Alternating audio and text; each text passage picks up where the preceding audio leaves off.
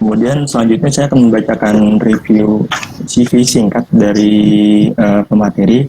Yang pertama ada dari Mas Chandra Febri Nugraha ya Mas? Mas Chandra Iya Febri mas. Nugraha ya. Ya, ini ada pengalaman penelitiannya. Jadi skripsi S1 Mas Chandra ini desain operasi sistem kelistrikan Sulawesi bagian selatan dengan memperhitungkan penetrasi PLTB dan juga kestabilan sistem. Dan ini ada pengalaman pematerinya. Ini karena biar singkat, ini saya masukkan hanya 4 saja. Sebenarnya ada banyak di CV-nya itu. Nah ini juga Mas Fatin juga sebenarnya ada banyak, cuma ini saya singkat-singkat saja. Yang pertama itu ada skripsi S1-nya itu desain operasi sistem tenaga listrik modern dengan memperhatikan juga keandalan. Desain operasi baterai energy storage system berdasarkan stabilitas frekuensi menggunakan power factor and Python. Power factornya ini berarti kayak Dixel gitu berarti ya, Mas Fatin? Atau Iya. atau oh Dixel? Pakai desain. Oh ya, cocok.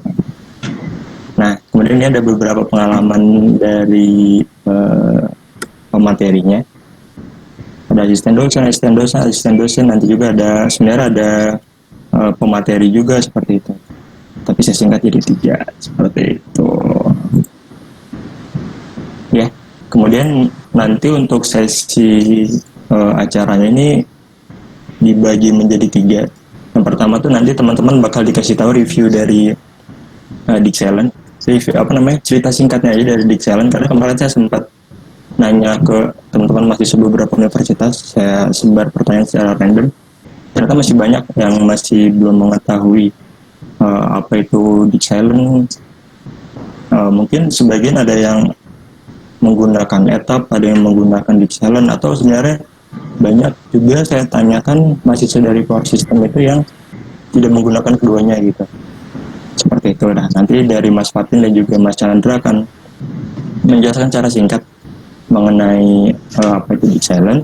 Kemudian nanti di setiap sesinya mungkin nanti ada pertanyaan. Pertanyaannya tadi ya bisa ditanyakan di kolom chat seperti itu. Kemudian nanti ada sesi setelah sesi sebentar.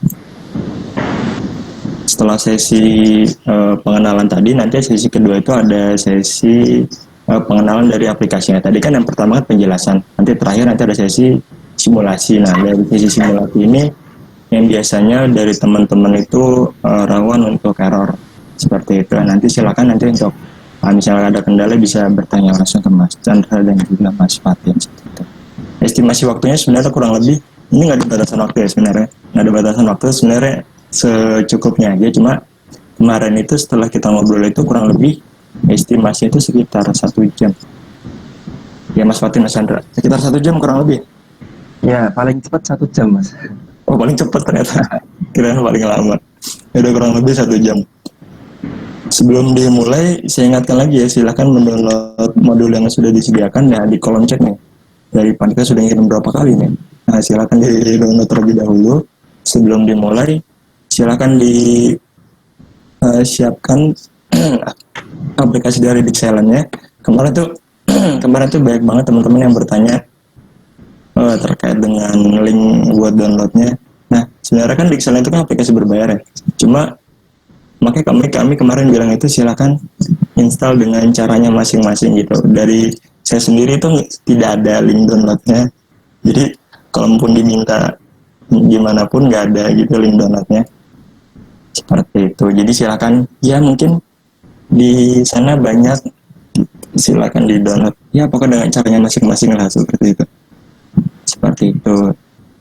Mungkin dari Mas Chandra dan juga Mas Fatin udah siap? Siap mas. Siap, oke. Kalau udah siap nanti saya serahkan ke materinya karena saya juga pengen coba simulasinya seperti itu. Kepada Mas Fatin dan juga Mas Chandra dipersilahkan. Oke, saya izin share screen ya. Nah ini apakah sudah tertampil modulnya? Sudah siap. Udah cek. Nah. Oke, bismillahirrahmanirrahim. Assalamualaikum warahmatullahi wabarakatuh. Selamat pagi teman-teman peserta webinar semuanya. Dan terima kasih kepada teman-teman dari Cerita Teknik Elektro dan UBT dari Borneo Tarakan yang telah melakukan atau mengadakan webinar pada pagi hari ini. Nah, sebelumnya kenalin dulu, nama saya Chandra Febri Nugraha atau biasa dipanggil Chandra. Dan di sini ada teman saya, Mas Fatin ya, atau Mas Izzuddin Fatin Azhar. Nah, ini kami dari Teknik Elektro UGM angkatan 2016. Nah, pada pagi hari ini kami rencananya akan sedikit sharing pengalaman dan sharing pengetahuan kepada teman-teman semua terkait aplikasi Geeksilent Power Factory. Nah, tujuan dari sharing kali ini, kami harap di akhir sesi nanti teman-teman lebih mengenal apa itu Power Factory, lalu bisa menggunakannya untuk analisis dasar, dan apabila teman-teman ini berminat ya untuk lebih lanjut mempelajarinya, bisa menggali informasi lebih dalam lagi. Oke, nah di sesi sharing kali ini ada 3 poin utama yang akan kita sampaikan. Yang pertama, kita akan melakukan sedikit review atau pengenalan tentang software Geeksilent Power Factory. Nah, mungkin teman-teman di luar sana lumayan asing ya sama software Geeksilent Power Factory ini. Nah, terus yang kedua, kita akan coba langsung praktek nih. Caranya gimana kita bisa menggambar sistem tenaga listrik di software Power Factory dan melakukan input-input data di dalamnya. Nah, nanti di akhir sesi kita bakal melakukan simulasi bersama-sama, yaitu simulasi aliran daya. Oke. Nah, di sini kita akan coba review sedikit ya tentang Power Factory itu apa. Nah, jadi Geeksilent Power Factory atau Power Factory adalah suatu software simulasi yang dibuat oleh perusahaan asal Jerman yang namanya Geeksilent. Nah, software ini berfungsi untuk melakukan desain engineering atau desain teknis dari sistem kelistrikan, yaitu mulai dari sistem pembangkitan, penyaluran atau transmisi, distribusi, sampai sistem yang paling kecil, kelistrikan industri. Nah, mungkin selain Geeksilent Power Factory ini ada beberapa software sistem tenaga yang lainnya ya. Semisal itu ada ETAP, terus ada PSSE atau PowerWord dan sebagainya. Nah, mungkin di antara software-software tersebut yang paling umum digunakan di kalangan mahasiswa adalah ETAP ya. Nah, makanya di sini kami coba sedikit melakukan komparasi atau perbandingan fitur-fitur dari Geeksilent atau Power Factory sama ETAP. Nah, sebenarnya kedua software ini sama-sama bagusnya. Kalau dilihat dari kelengkapan fiturnya, itu sama-sama lengkap. Nah, cuman ada beberapa poin yang bisa kita highlight di sini. Untuk di Geeksilent Power Factory ada beberapa fitur yang tidak ada di software ETAP. Kalau di sini saya menemukan ada fitur optimal power flow, lalu analisis kontingensi, sama analisis small signal. Nah, berdasarkan pengalaman kami, ketiga fitur ini, yaitu OPF, kontingensi, sama small signal, ini adalah fitur-fitur yang lumayan krusial dalam analisis sistem tenaga listrik yang skalanya lebih besar. Contohnya bisa sistem Jawa Bali, sistem Sulawesi, atau sistem yang lainnya. Jadi secara singkat, di sini kami bisa bilang kalau Geeksilent Power Factory ini lebih cocok atau lebih umum digunakan pada sistem yang skalanya besar atau sistem yang mencakup beberapa daerah seperti itu. Nah, tapi pada akhirnya ini semua kembali ke teman-teman ya, tergantung preferensi dan kebutuhan teman-teman dalam melakukan analisis ataupun simulasi. Nah, secara pribadi kami ini menggunakan software Geeksilent Power Factory dibandingkan software-software yang lainnya. Nah, di sini kami melakukan pemilihan tersebut karena ada beberapa poin ya, atau alasan-alasan kenapa kami menggunakan software ini. Yang pertama tadi sudah kita singgung adalah fitur analisisnya lebih lengkap daripada software-software pesaingnya. Lalu yang kedua, sistem Power Factory ini menggunakan database. Artinya kita bisa melakukan pengolahan data secara lebih cepat dan lebih terstruktur. Lalu yang ketiga, ini salah satu fitur favorit ya. Ini bisa dilakukan integrasi dengan bahasa pemrograman seperti MATLAB ataupun Python. Nah, jadi dengan dua software ataupun dua bahasa pemrograman ini, kita bisa melakukan simulasi lebih singkat dan lebih cepat. Lalu yang keempat, range kompatibilitasnya sangat luas, mulai dari industri, sistem penyaluran, sampai sistem yang paling besar. Dan satu poin tambahan dari kami adalah Geeksilent Power Factory ini lumayan populer di kalangan operator-operator sistem tenaga listrik. khususnya di Indonesia, yaitu dari PLN ya. Oke. Nah, mungkin untuk sedikit pengenalannya itu aja ya. Nah, mungkin di sini kita akan langsung masuk aja ke softwarenya untuk melakukan sedikit tour gitu ya. Nah, ini coba saya ganti ke Power Factory-nya langsung. Nah, ini apakah sudah kelihatan? Kelihatan, Chan? Udah ya? Nah, mungkin teman-teman ini bisa beralih ke softwarenya langsung aja ya. Oke, tunggu kasih waktu. Nah, nanti misalkan pertama kali membuka, tampilannya akan polosan seperti ini.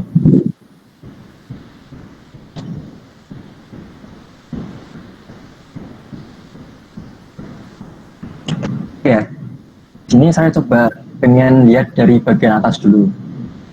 Di bagian atas ini ada menu bar yang standar ya, seperti file, edit, view, insert, dan sebagainya.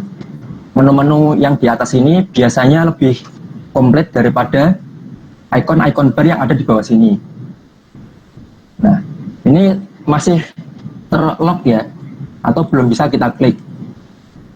Nah, untuk bisa mengakses fitur-fiturnya, kita akan coba membuat satu file project yang akan kita kerjakan. Nah, caranya kita tinggal pergi ke file, terus ke new, dan project. Saya ulangi ya, file, new, project. Oke. Nah, di sini kita bakal disuguhi tampilan seperti ini. Di sini kita diminta untuk melakukan penamaan pada project yang akan kita buat. Contohnya misalkan kita ingin memberi nama projectnya seminar PF atau seminar Power Factory. Nah, ini aja yang perlu kita isi dari namanya aja, terus kita bisa klik OK. Nah, di sini akan muncul satu pop-up lagi yang diminta kita untuk melakukan penamaan pada jaringan yang akan kita gambar. Nah, di sini sebenarnya bebas kita mau ngasih nama apa. Cuman di sini kita beri contoh aja ya. Misalkan di project ini kita pengen bikin suatu jaringan tegangan 110 kV. Nah, di sini saya coba kasih nama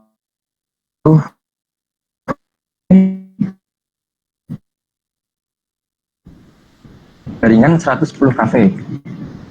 Nah, kalau udah, di sini ada beberapa pilihan yang bisa kita atur. Tapi di sini saya pengen menekankan di bagian ini ya, nominal frekuensi. Nah, jadi kan di sistem tenaga listrik di Indonesia ada suatu aturan kalau frekuensi sistem itu harus dijaga pada 50 Hz. Nah, makanya di sini kita menggunakan standar 50 Hz juga. Mungkin beberapa negara di luar negeri itu menggunakan frekuensi yang berbeda ya. Ada yang 60 Hz. Cuman di sini kita pakai yang 50 Hz aja. Nah, terus kita OK aja. Nah, setelah kita bikin project sama jaringannya, kita akan dimunculkan tampilan seperti ini. Tampilan di mana kita sudah bisa melakukan menggambar ataupun melakukan analisis yang lainnya ya. Nah, coba kita lihat dari ribbon yang ada di atas ini ya. Baris di bawah main menu. Ini ada beberapa tombol yang lumayan penting yang bisa kita gunakan. Nah, cuman di sini saya pengen meng-highlight beberapa tombol saja. Misal kita lihat yang paling kiri ini, namanya Open Data Manager. Nah, apabila kita klik, akan muncul pop-up seperti ini. Nah, ini adalah sistem database dari Dixaland Power Factory. Jadi dia konsepnya adalah seperti File Explorer pada Windows ataupun Finder pada macOS ya. Jadi ini bentuknya seperti pohon. Misal kita punya project yang namanya Seminar Power Factory, ini kita bisa pencet tanda positif atau plus untuk melihat data-data yang ada di dalam project tersebut. Dan ini lumayan detail dan lumayan banyak. Cuman kita lihat secara umum aja ya. Nanti kalau udah kita close saja. Terus ke bagian yang kedua nih, di sebelah kanannya ada yang logonya berbentuk kacamata. Ini namanya Edit Relevant Object for Calculation apabila kita klik di sini, maka akan muncul beberapa tombol tambahan. Nah, tombol-tombol ini adalah beberapa komponen yang telah kita tambahkan pada sistem yang kita buat. Nah, cuman karena kita di sini belum menggambar apapun, jadi yang muncul di sini hanya terbatas pada beberapa opsi saja. Itu. Terus yang tombol yang selanjutnya ada tombol yang berbentuk panah ke bawah, ada 3 panah ya, namanya calculate load flow. Tombol ini kita gunakan untuk melakukan analisis aliran daya yang akan kita lakukan pada akhir dari sesi ini. Lalu di sebelahnya ada untuk analisis hubung.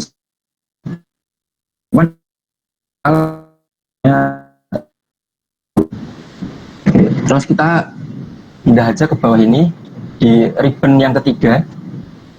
Nah, ini ada ini ya, yang bentuknya kertas sama ada gemboknya. Nah, ini fungsinya adalah, nah, freeze mode ini apa? Semisal kita sudah menggambar suatu sistem di tampilan yang paling besar ini ya, di main display ini. Nah, apabila kita tidak ingin melakukan pengubahan ataupun tidak sengaja melakukan pengubahan, kita bisa melakukan atau mengaktifkan freeze mode atau mode beku ya. Jadi dia gambarnya tidak bisa diedit lagi. Oke, terus yang kedua ini ada tombol zoom in seperti biasa. Lalu untuk yang gambar ini adalah zoom all atau zoom out. Dan beberapa tombol yang lainnya yang akan kita singgung pada simulasi ataupun saat kita menggambar. Oke, terus di sisi kanan ini ya, ada beberapa simbol-simbol sistem tenaga listrik ataupun komponen sistem tenaga listrik.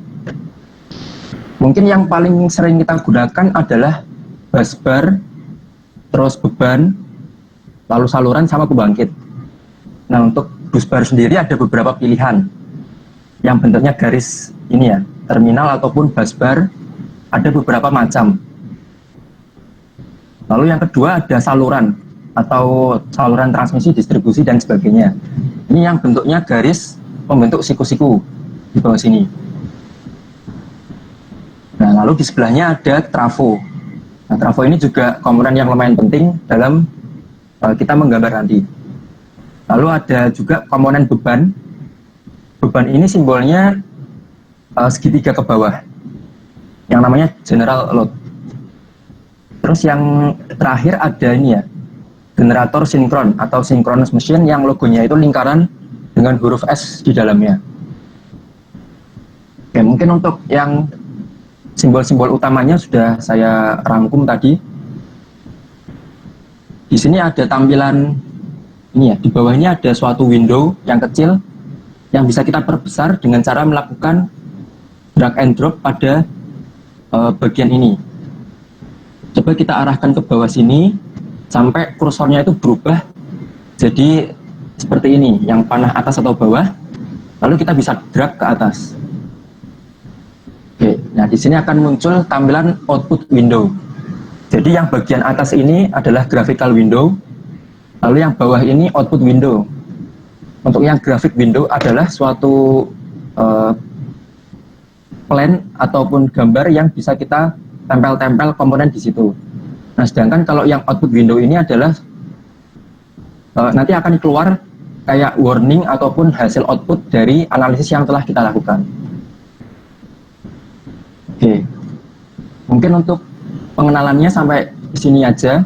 Beberapa fitur utamanya sudah coba kami jelaskan. Nah, ini Mas Bagas kira-kira bisa lanjut ke sesi menggambar atau tanya jawab dulu ya? Mungkin kalau misalnya ada pertanyaan silakan, tapi kalau nggak ada apa? Oke, Sebentar, mungkin kalau nggak ada. Jadi tadi kan untuk apa namanya Dixel ini bisa melakukan, kan kalau etap itu PF aja ya, power flow. Power flow itu kan aliran daya seperti itu ya. Nanti kalau misalnya untuk Dixel itu bisa melakukan OPF juga seperti itu. iya Mas. Jadi sebenarnya software sistem tenaga listrik itu ada beberapa fungsi ini ya, fungsi dasar. Minimal ada power flow, lalu ada analisis aliran daya untuk hubung singkat, lalu ada analisis proteksi dan sebagainya. Nah, cuman untuk yang di Silent Power Factory ini ada fitur-fitur tambahan yang menurut kami lumayan penting untuk analisis sistem yang skalanya besar. Seperti itu. Makanya kalau untuk Bixalan ini cukup banyak juga digunakan gitu ya, selain etap itu. Ya, betul Mas. Oke, kalau yang teman-teman yang lain kalau nggak ada udah. Oke. Ini kalau misalkan udah ada pertanyaan, untuk sesi menggambar sama simulasi awalnya, saya serahkan ke Mas Fatin ya. Ya, silakan Mas Fatin. Terima kasih Mas Hendra. Mohon izin buat share screen.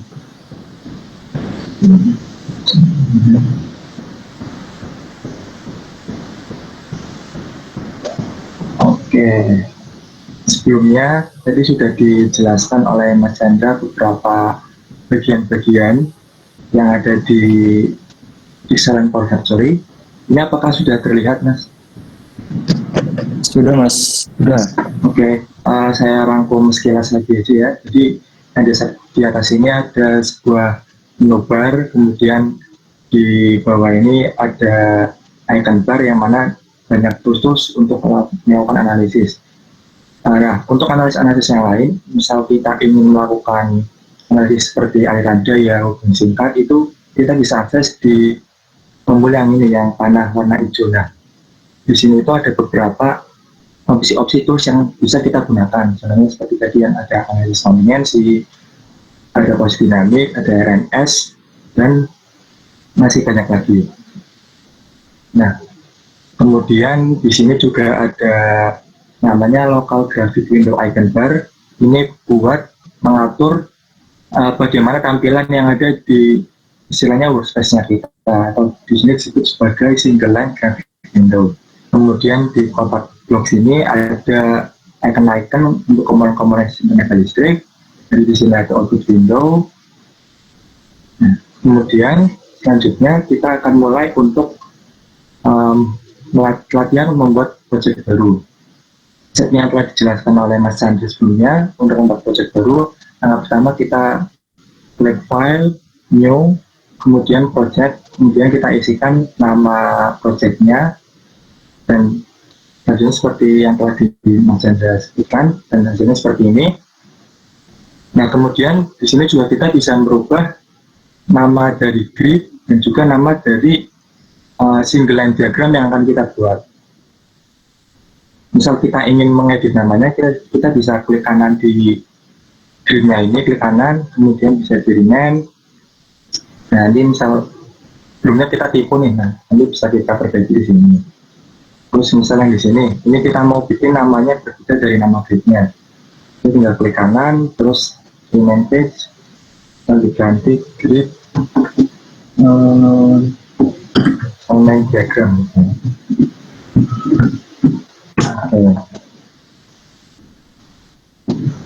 Nah, kemudian di sini tuh di Bixalan kita juga bisa menggambar sebuah single line diagram dengan cara istilahnya apa ya, kayak menjiplak dari single line diagram yang sudah ada. Jadi kayak misal anak-anak SD gitu, kalau mau gambar terus ada kertas, nanti ditempelin di kayak slip printer, nanti digambar ulang seperti itu. Nah, untuk caranya ini kita bisa mengklik tombol yang seperti simbol sigma. Nah, kemudian kita buat visible untuk opsi yang background. Kita tarik ke kanan, jadi diklik 2 kali atau ditekan tombol yang geser ke kiri ini. Nah, ini. Kemudian untuk menemukan gambar yang akan kita masukkan, ini kita bisa masuk ke configuration, kemudian di layer ini kita ubah layernya ke background. Nah, seperti ini. Kemudian berikutnya adalah kita menentukan letak file yang akan kita masukkan dengan klik di tombol 3 titik ini. Klik, kemudian kita arahkan ke tempat file yang mau kita masukkan. Nah, untuk tipe gambarnya ini bisa menggunakan tipe gambar berjenis ada WMF, BMP, DXF, GPT, dan juga lain-lain. Contoh di sini yaitu menggunakan Windows Metafile. Klik, kemudian open, ini di OK aja. kemudian oke. Nah seperti ini. Jadi ada kayak single line diagram yang nantinya kita akan. Nah bisa kita lihat di workspace-nya ini dia seperti agak melebar gitu ya, karena memang untuk single line ini dibuat dengan tipe format halamannya itu portrait. Nah untuk mengganti ukuran kertasnya kita bisa menggunakan tombol drawing format. Nah klik, kemudian kita kertasnya pilih A4. Nah kemudian untuk drawing size-nya kita pilih portrait. Kemudian kita klik OK.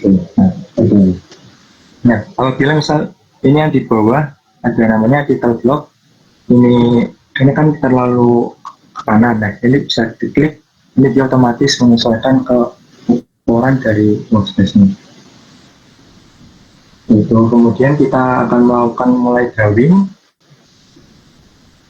Ini kita bisa atur juga, misal di sini tanda terlalu kecil, kita atur zoom levelnya, misal ke nilai 500%,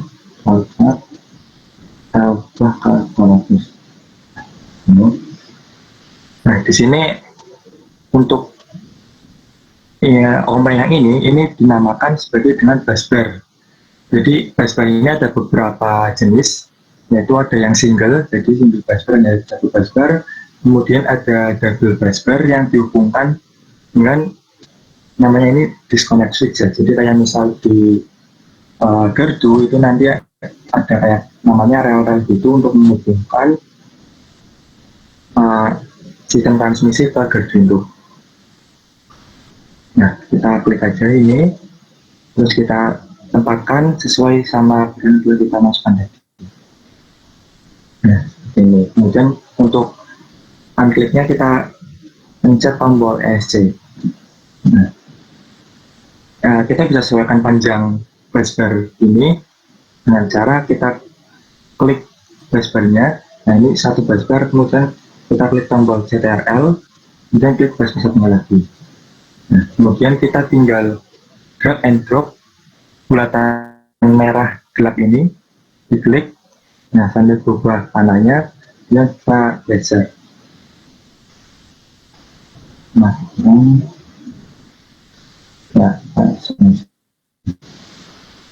dan kemudian yang untuk yang lain kita masukkan ESC, klik Ctrl, klik lagi, kemudian klik dan tarik. Sudah dua. Nah kemudian kita satu lagi di sini hanya menggunakan busbar untuk satu buah saja. Jadi kita menggunakan single busbar. Nah ini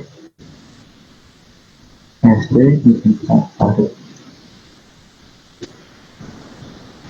Kemudian kita bisa rubah namanya dengan cara klik kanan, kemudian edit data.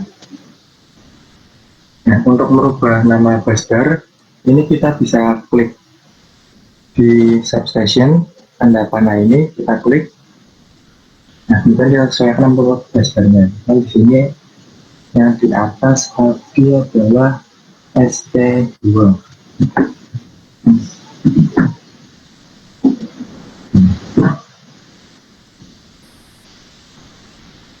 Oke, misal di sini nama busbarnya S01.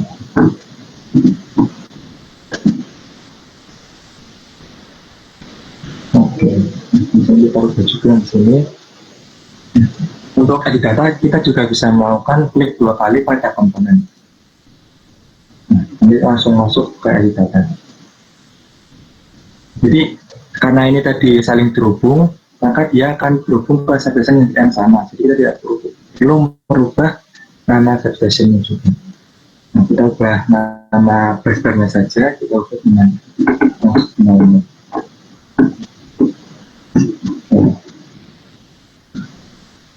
Yang lain,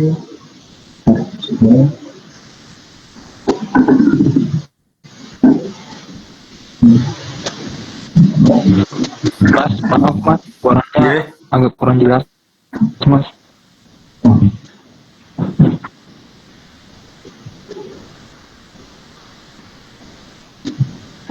tes. Apakah sudah jelas, Mas?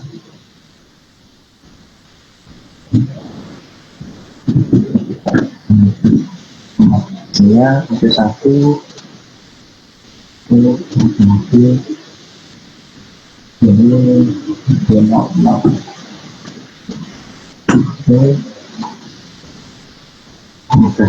ini kita dengan ST3. Nah, ini nama Vespernya ini satu. Nah, asosiasinya oke,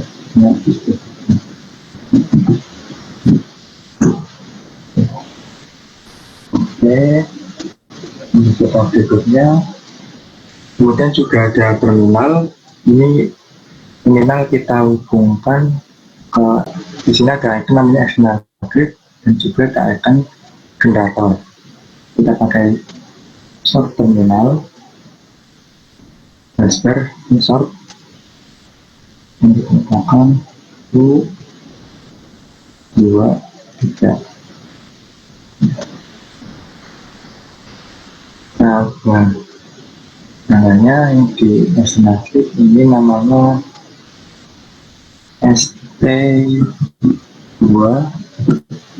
280. Oh ya, kemudian untuk nilai tegangannya juga kita bisa rubah di isian yang panel voltage line to line. Ini kita rubah menjadi 380.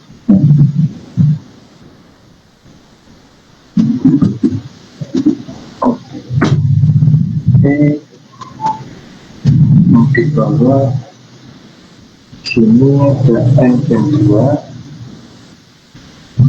N dan nilai tegangannya adalah 10 volt. Oke, kemudian nilainya 10 volt. Sebenarnya nanti lewat kita cek juga tegangannya hari ini. Kita sudah sesuai dengan inputan yang kita inginkan. Ini tes 10 volt, 110 volt, 110 volt. Ini untuk menggambar Vesper dan juga substation seperti ini. Kemudian kita lanjutkan untuk membuat saluran. Untuk membuat saluran, kita bisa menggunakan icon yang ada di drawing toolbox, yaitu icon yang seperti garis ini, atau yang dinamakan dengan line. Jadi kita klik iconnya, kemudian kita tempatkan. Nah, line itu bentuknya yang seperti garis ini ya. Jadi garis ini ada double line, ini 1, 2, 3, 4. Yang ini ada 9, dari 5 buah line. Kita tempatkan, klik, nah, terus dihubungkan ke Vesper yang atas. Ini tinggal pilih saja mau ditempatkan di mana. Ini sama aja, ini satu. Terus Vesper yang satunya. Oke. Nah, ini kan kalau kita tidak ngeklik tombol EC masih ada lainnya ya, jadi langsung bisa kita tempatkan. Ini.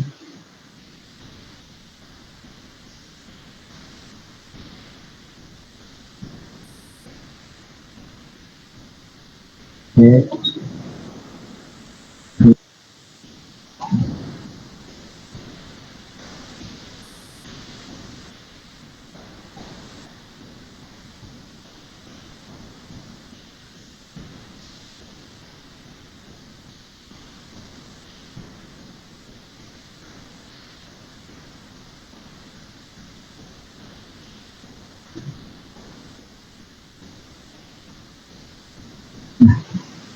Untuk lainnya sudah kita cari semua. Di tombol EC. Kemudian kita bisa sesuaikan nama salurannya seperti yang ada di modul pelatihan. Yang di sini kita klik 2 kali aja lainnya. Bisa dulu. Ini namanya L12. Misalnya sesuaikan namanya dulu semua ya. 12, kemudian ada L11,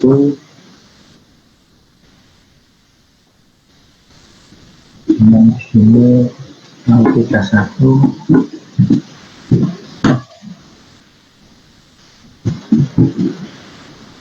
kita coba akhir satu L21. Oke. Nah, kemudian poinnya nomor 15 ini membuat tipe saluran baru dan si parameter gitu. Oke, misal kita mulai dari L11 dari yang paling pojok. Nah, panjang salurannya kita bisa isi di bagian yang parameter length of line. Di sini L11 panjangnya 15 km. 15.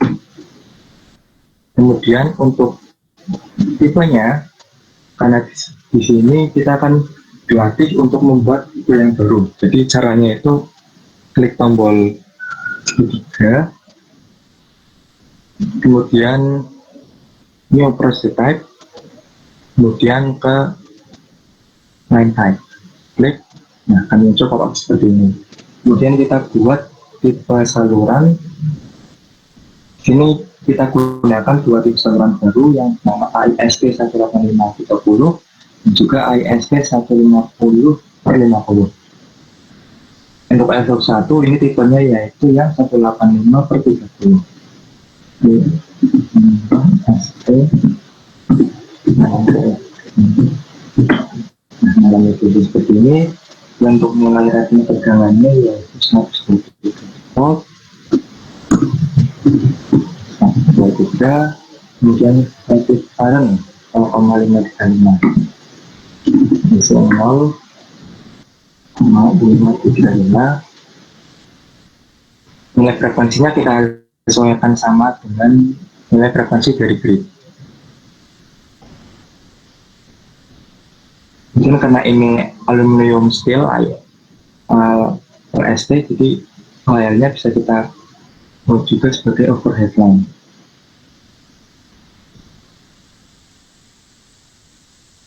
Kemudian yang parameter untuk relaksan ini nilainya 0,15 per kilometer. Kemudian aksen yaitu 0,4,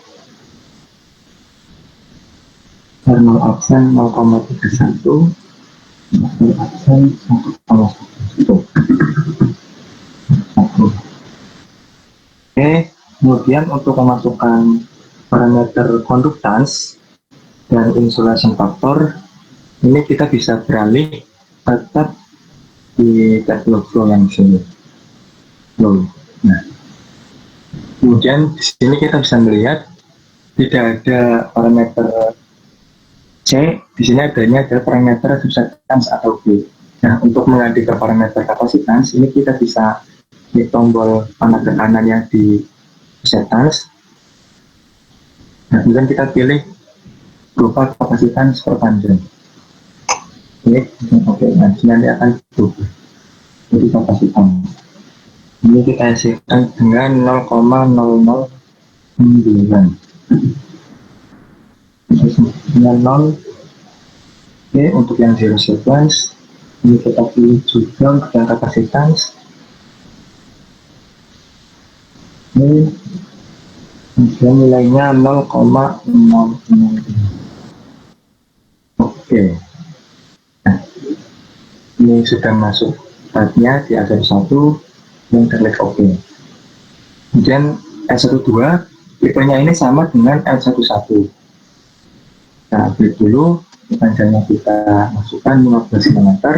Nah, karena tipenya ini sudah kita buat sebelumnya untuk per SD 1.30, ini kita tidak perlu membuat tipe yang baru. Nah, kita bisa memilih tipe yang telah kita buat sebelumnya dengan cara tombol segitiga, kemudian select project type, kemudian klik lantai. Nah, di sini akan tertampil tipe saluran yang telah kita buat. Kita klik ini, sudah masuk. Kemudian kita klik OK. Kemudian untuk yang L21 bawah ini juga sama, panjangnya 25 km. Cepat, lantai, klik OK. Untuk yang L31 ini dan L32 karena tipenya berbeda, kita buat tipe baru lagi. Ini tandanya kita isi dulu 50 km. Kita buat tipe baru, nyetel cepat, namanya ini,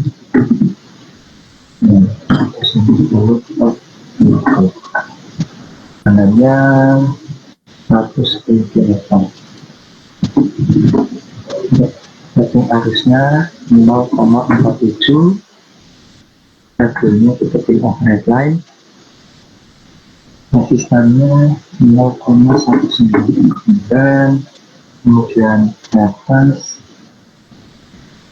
0,3563, reference resistance 0,34, 1,537. Oke, kemudian ini kapasitas, cathode flow, sudah kapasitas. Ini dipilih 0,0 untuk 0,3, semakernya 0. Kapasitas durasinya ini 0,052. Dan oke, 0,052. Nah, karena tadi kan saya salah input ya, jadi harusnya 0,0052, saya masukkannya 0,052. Ini kita bisa edit tipenya dengan cara klik tombol segitiga ke kanan ini, klik edit.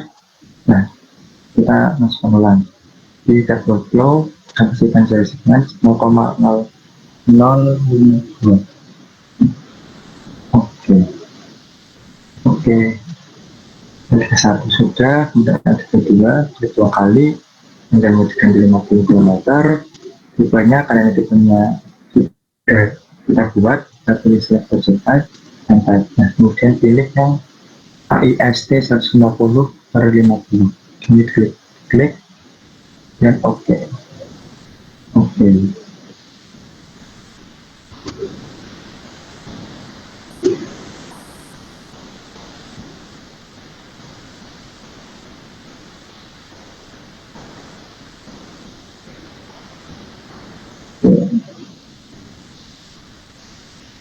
Selanjutnya kita akan menambahkan komponen trafo.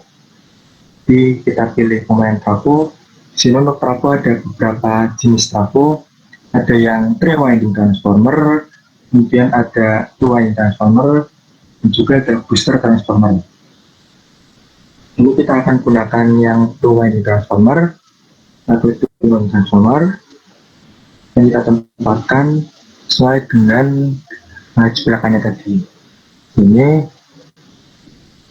kanan, kemudian OK. Nah, tadi kan sebelumnya kenapa? Nah, sebelumnya kan di sini hanya ada 4. Nanti kalau misal kita menambahkan komponen baru untuk terhubung ke busbar, dia akan otomatis menambahkan. Jadi ada muncul pop-up, kita bikin keginian baru, sini 5, kita copy aja, nah terus muncul, kita hubungkan ke pengenam yang lain. Oke, terus tadi ada lagi yang bawah, ini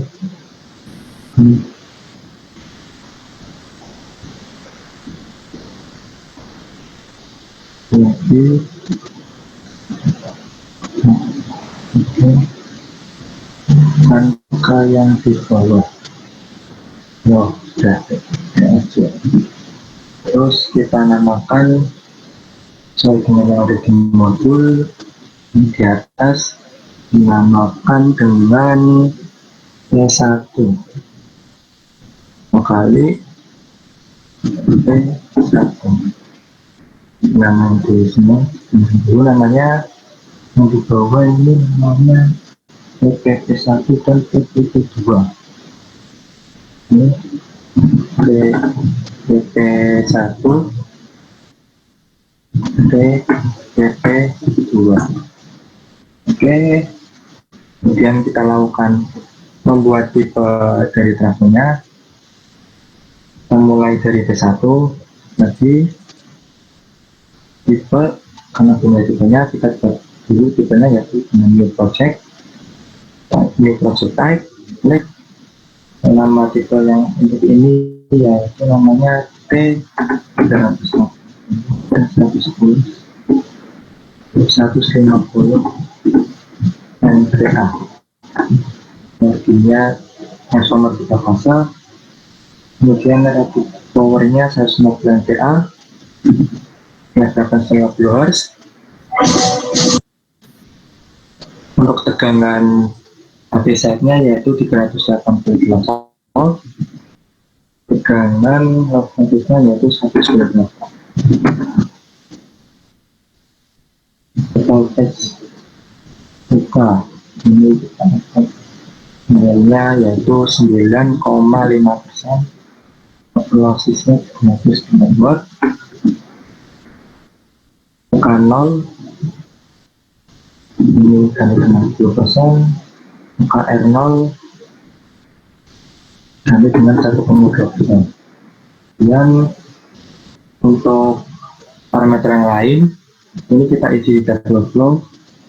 Nah, kemudian untuk no load current diisi 0,1%, kemudian no load losses 15 kW. Kemudian exchanger kita beralih ke di subtab yang exchanger. Ini additional voltage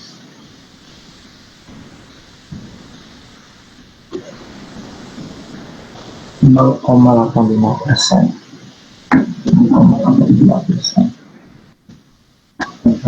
Ini kita buat 0 saja.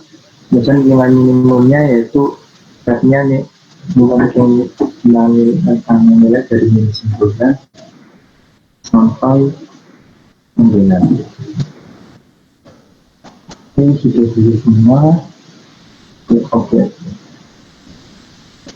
Kemudian untuk trafo yang lain sini PP1 buat tipe baru di project type, namanya adalah P110 10 60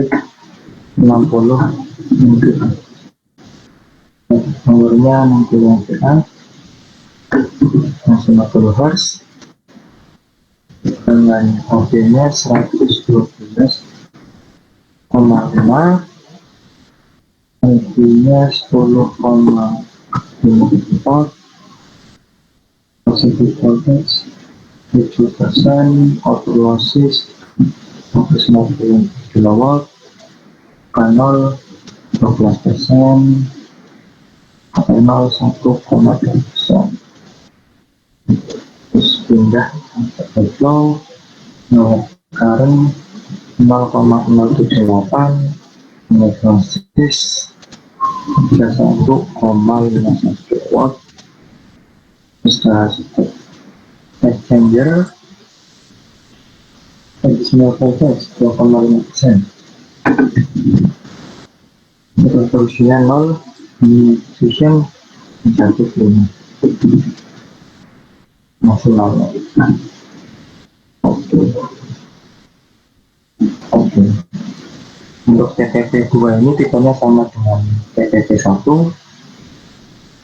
Tapi karena tipe sama berarti buat dengan tadi aja di select kita. Dan pilih yang P110 10 60 MPa. Oke. Sudah. Oke, lanjut. Kemudian kita akan menambahkan generator. Ini generatornya berupa generator sinkron atau synchronous machine. Nah, satu itemnya mesin ini ada di sini, di sini. Kita klik dulu, klik, tempatkan, klik, untuk diarahkan ke terminal. Itu terus satu lagi, klik ya. Oke, namanya kita sesuaikan dulu. Yang di kanan ini namanya gen 1, yang di kiri itu. Oke, terus buat tipenya ini hanya satu tipe yang digunakan, yaitu namanya 4 AGD. Masuk dulu tipe sama klik segitiga, kemudian ini baca type. Nama tipenya ini 46 PA BT. Nominal appellant power 46 MVA. Tegangannya 10,5 kV. 10,5 Posisi atau power faktornya 0,8. Kondisinya WN. Kemudian kita ke tab workflow. Nah, kita ubah synchronous reactance SD 2,349 XQ 2,136. Oke, reactive power limit dari 0,44, ini 0,44, maksimumnya 0,4. Oke, reactance X0 0,076 0,006 0,1 kedua 0,039.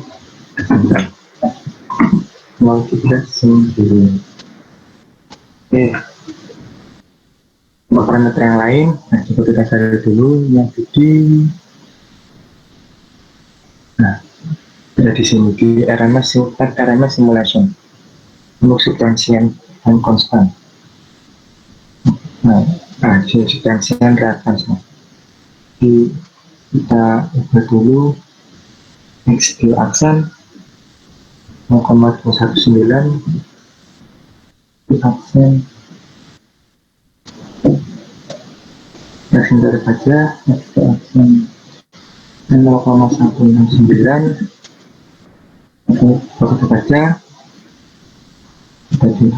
Oke, STR dirubah ke 0,002.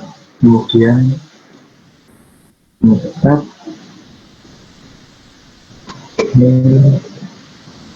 Oke, sudah. Klik OK. Oke, untuk gen 2 ini akan gen 1. Nah, kita pilih aja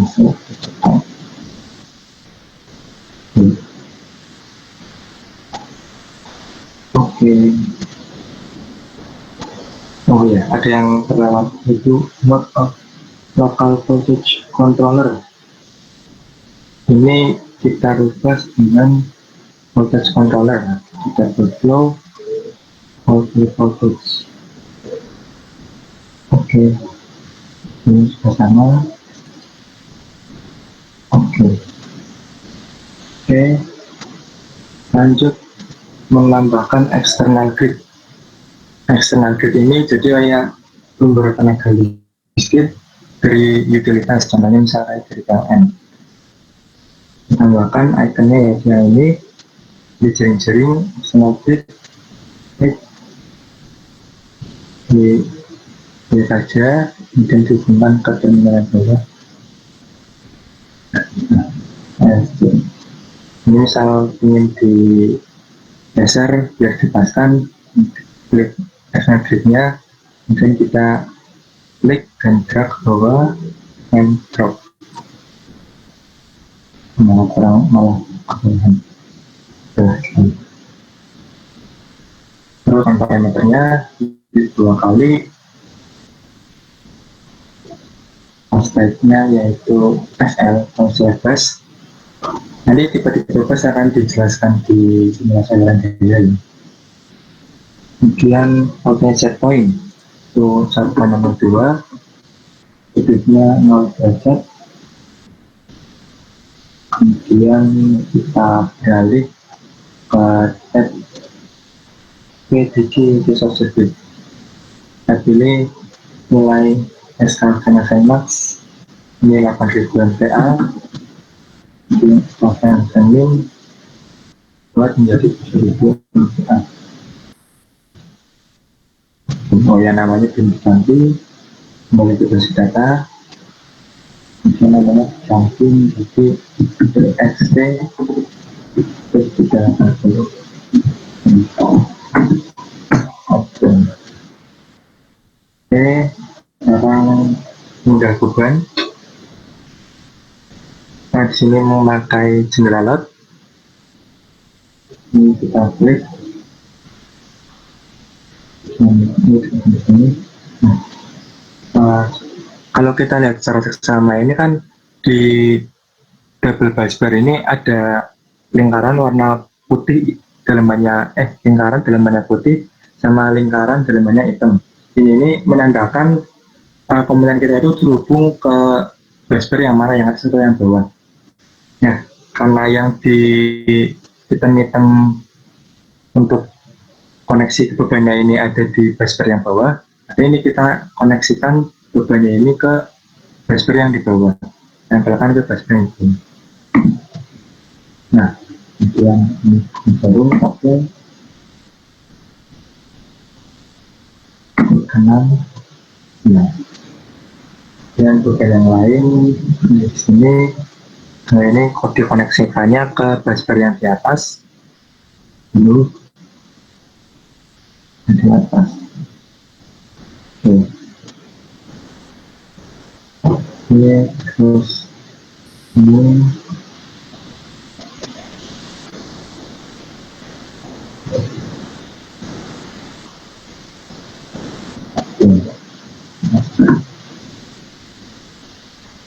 Dirubah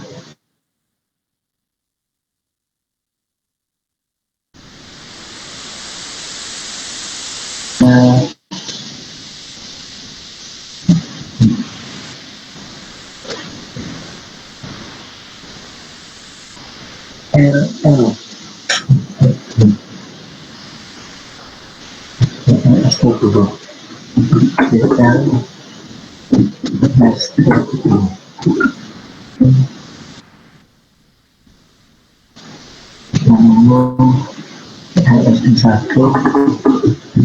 SD1 di bawah kanan ke SD2 ada SP32 kiri ke SD1. Oke, terus kita buat parameter LSD1 LSD1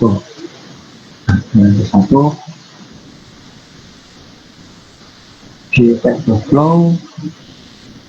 Kita ubah dulu input modenya menjadi P-cosV agar kita bisa memasukkan nilai active power dan juga nilai power factor-nya.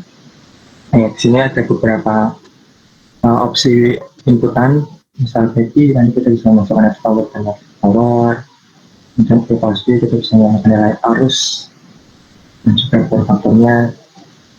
ini berkasih powernya ini 122, costingnya 0,86 induktif. Oke. Dan yang di atas, oh ya, misalnya kita sudah menggambar nih, dan menggambar beberapa beban. Ini juga sebenarnya ada sesuatu yang bisa sesuatu hal yang bisa membuat kita lebih mudah. Ini kita bisa main di sini, klik ini tombol yang ini. Ini di sini ada komponen beban. Kita klik contoh. Nah, di sini nanti ada daftar beban yang sudah kita buat. Misal di PSD 2, saya mau di sini di kanan, ini flow, kemudian ganti TKC, nomornya 35, faktor 0,4. Oke, power 46,4, powernya 0,85. Oke, ada satu kedua. Oke, ini power 0,85.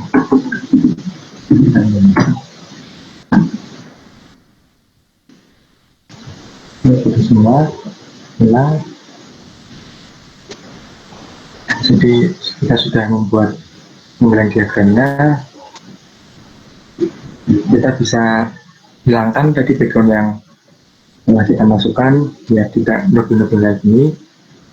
Di tombol layers atau yang belum menyelesaikan saja. Ini backgroundnya kita balikan lagi ke kolom yang invisible. Dengan kanan untuk backgroundnya sudah hilang. Kemudian misal di sini kita ingin memberikan semacam watermark gitu, 9 diagram yang kita buat, ini mau dinamakan objeknya apa, sama icon dari perusahaan atau institut apa.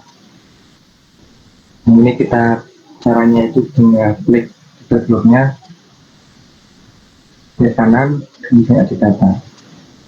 Kemudian kita tekan tombol panah kanan, ini berubah sama objeknya kayak seminar, objek yang headline ini misal juga 110 oke, dengan satu diisi dengan dari seminar. Kemudian company logonya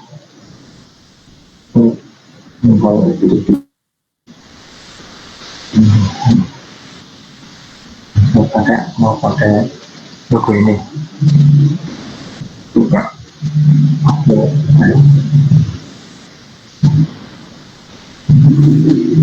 Oke, tinggal klik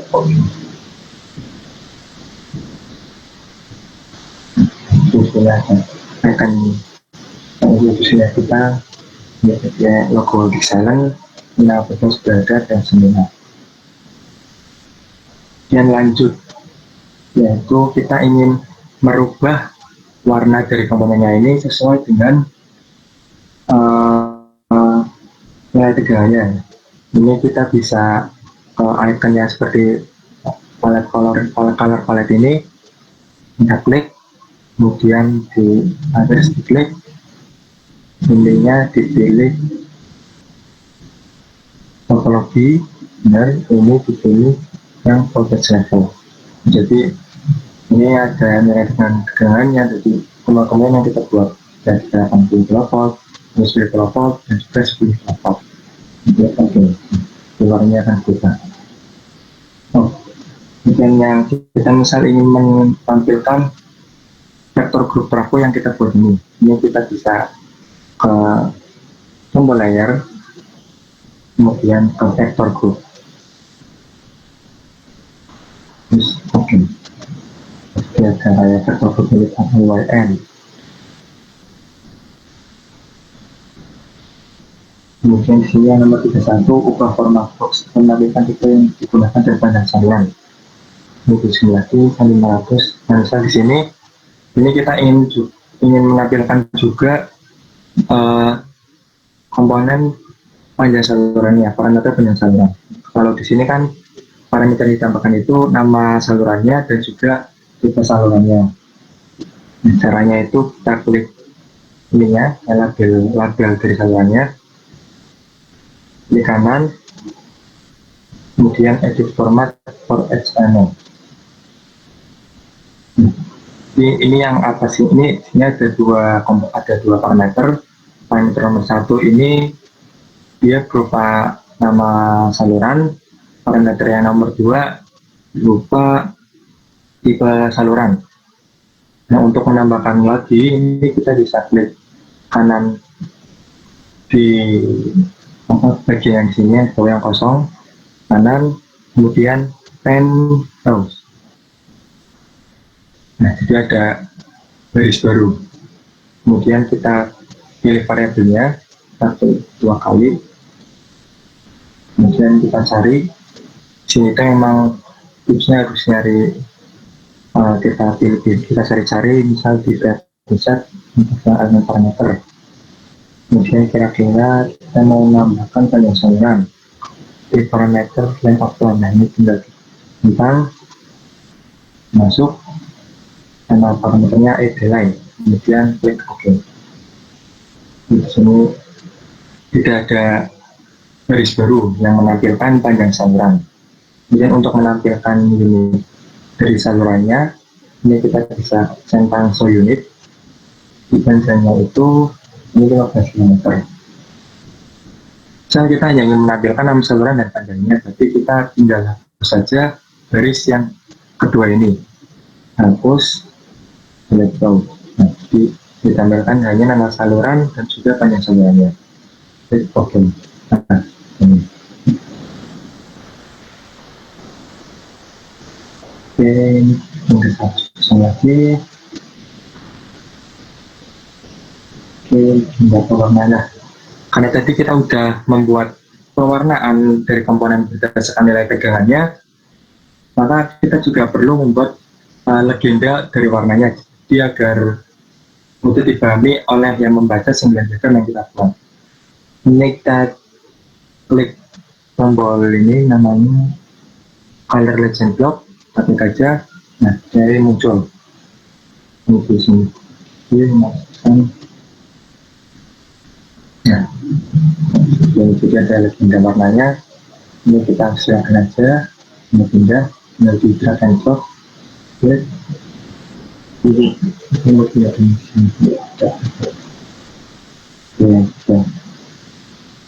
kemudian misal kita ingin melakukan verifikasi data, kita juga bisa melakukan dengan tools yang namanya data verification function. Misal ternyata ada data yang belum dimasukkan, ini ada di tab tools data verification. Misal kita ingin melakukan dokumentasi data, ini juga ada di menu output, kemudian documentation of data. Ini bisa dilihat sendiri ya, untuk present juga documentation of data. Kemudian untuk berikutnya yaitu misal kita ingin mengekspor single diagram yang sudah kita buat, nanti kita ingin cantumkan ke laporan tugas atau semacamnya. Ini di Power Factory dia memfasilitasi dengan fitur ekspor gambar, jadi tidak perlu kita screen capture bagian ini kan. Kalau kita screen capture di sini nanti ada titik-titik di sini, dan juga keunggulannya dari jika kita langsung mengekspor dari desain Power Factory, ini dia kualitasnya lebih HD gitu lah di sini. Caranya di file, kemudian ekspor. Kalau saya mau ekspor sebagai Windows Mobile, namanya misal SLG.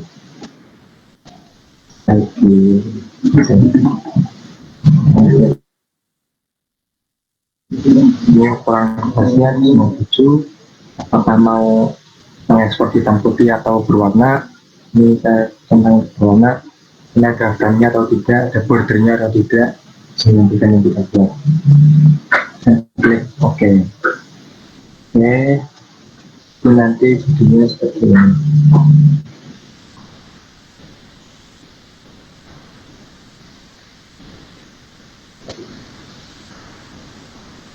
Biasanya ada di folder undangan putri, lalu kita seperti ini tadi SLD yang sudah dibuat.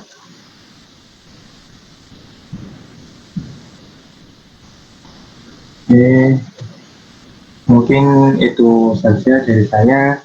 Silakan mungkin kalau ada yang mau bertanya mengenai menggambar 9 diagram di Designer, silakan tanya di kolom chat. Saya kembalikan ke moderator dulu, apakah akan dilanjutkan atau dengan sidang dulu. Ya, terima kasih Mas Fatin. Jadi tadi sempat ada yang bertanya. Tadi saya sedang bertanya. Nah ini apakah bisa dibagikan modul terkait selain load flow? Nah kebetulan untuk pelatihan kita hari ini itu hanya terkait dengan load flow aja ya. Jadi untuk transient, EMT dan sebagainya macamnya itu kita tidak hari ini gitu ya. Tapi nggak tahu juga nanti. Karena untuk hari ini itu hanya load flow aja. Karena load flow aja ini belum selesai loh. Betul ini kita baru menyambung-nyambungkan saja. Jadi seperti itu. Nah kemudian mungkin buat teman-teman yang tadi kelewatan sampai bingung mau tanyanya apa, nanti silahkan lihat di video yang udah di ini aja. Mungkin itu ada yang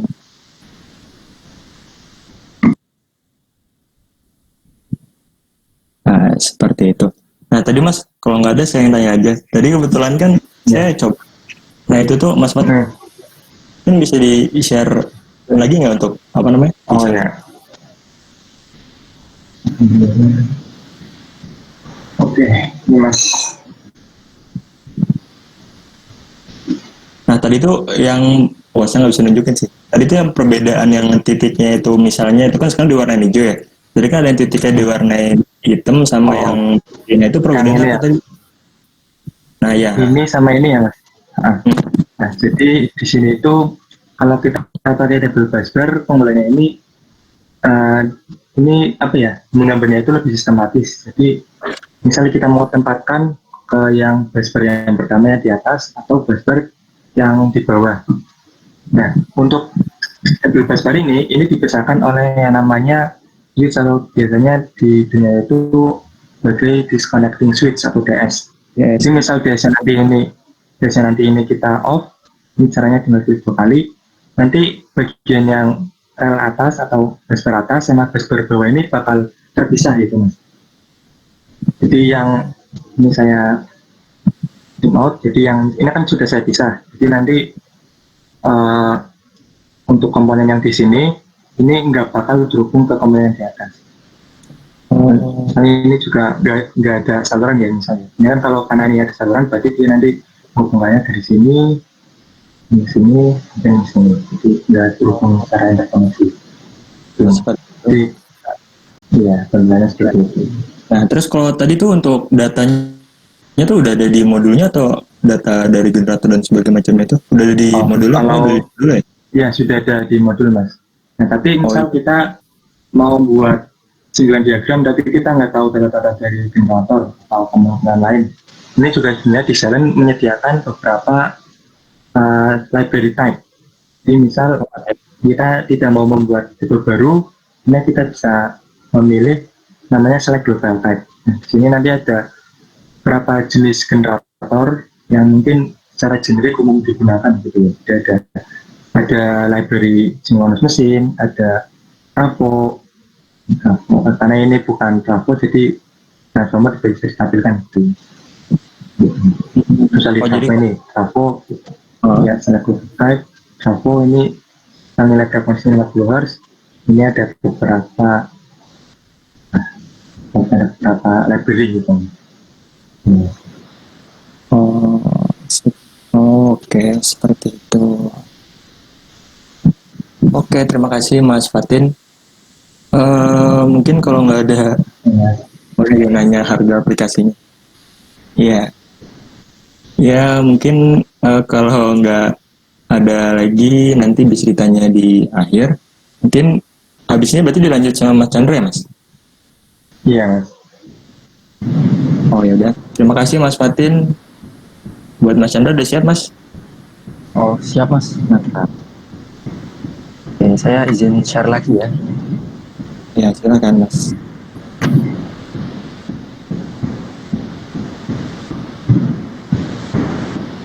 Nah, ini apakah sudah tertampil di layar? Sudah Mas. Oke, tadi sebelumnya kita udah belajar banyak ya, caranya gimana kita menggambar single line diagram. Mulai dari cara meletakkan komponennya, lalu memasukkan type, sama melakukan pewarnaan sesuai dengan tegangannya. Nah, untuk teman-teman yang tadi belum sempat mengikuti, itu bisa lihat di modulnya langsung atau bisa nunggu untuk diupload di YouTube ya sama Panitia. Nah, selanjutnya di sini kita akan nyoba salah satu fitur yang ada di Desaillant Power Factory. Nah, salah satunya adalah analisis aliran daya. Nah, di sini saya coba ingin menyampaikan sedikit overview tentang apa itu analisis aliran daya. Nah, jadi analisis aliran daya ini memiliki beberapa tujuan. Kenapa kok dilakukan? Nah, beberapa alasan tersebut. Yang pertama adalah kita dilakukan simulasi analisis aliran daya ini berfungsi untuk melakukan penentuan besar atau sudut tegangan dari komponen bus pada single line diagram. Nah, sehingga apabila kita sudah tahu besar tegangan bus dan sudut tegangannya, kita akan mengetahui bagaimana arah aliran daya pada sistem tersebut. Nah, yang kedua, kita juga bisa melakukan evaluasi apabila terjadi rugi-rugi ataupun proses pada saluran transmisi. Nah, terus analisis aliran daya atau load flow ini diaplikasikan oleh siapa? Nah, pada umumnya analisis ini dilakukan oleh operator sistem tenaga listrik ataupun para peneliti untuk melakukan penentuan operasi yang aman. Nah, jadi definisi operasi yang aman adalah operasi yang memenuhi beberapa kriteria teknis pada sistem. Nah, pada suatu sistem kan pasti ada suatu standar tuh yang mengatur. Semisal di Indonesia ada standar frekuensi, lalu standar tegangan, ataupun standar kontingensi dan sebagainya. Nah, selain itu, load flow ini juga bisa digunakan untuk melakukan perencanaan sistem jangka panjang. Karena dalam perencanaan kita juga akan melihat aspek dari keamanannya juga. Oke. Nah, secara garis besar, analisis aliran daya ini memerlukan beberapa data input atau data masukan ya. Di sisi kanan kita bisa lihat ada beberapa data yang diperlukan. Misal data bus atau data gardu induk, lalu ada data saluran, sama data beban dan data pembangkit yang sudah kita coba inputkan tadi ya. Nah, kemudian input tersebut akan dilakukan proses analisis aliran daya secara numeris yang pada hasil akhirnya akan dihasilkan beberapa data. Yang pertama terkait tegangan, besarnya tegangan, lalu ada sudut tegangan, terus ada daya reaktif dan daya aktif, aliran arus, dan rugi-rugi pada saluran. Seperti itu. Nah, untuk sedikit pengenalan tentang analisis aliran daya, dalam analisis ini kita bakal mengenal ada 3 jenis bus. Yang pertama ada bus reference atau bus select, lalu yang kedua ada bus tegangan, dan yang ketiga ada bus beban. Nah, pada umumnya bus referensi atau select ini adalah bus yang terkoneksi dengan pembangkit yang besar pada sistem. Gunanya bus ini adalah untuk sederhananya melakukan kompensasi daya apabila terjadi ketidakseimbangan daya, seperti itu. Lalu yang kedua ada bus tegangan atau bus PV. Ini biasanya bus yang terkonek dengan pembangkit-pembangkit selain bus reference ya. Lalu yang terakhir ada bus beban atau bus PQ, yaitu bus yang terhubung dengan beban. Nah, untuk detailnya mungkin tidak akan saya singgung sekarang. Nah, coba ini kita langsung masuk ke Desaillant lagi ya.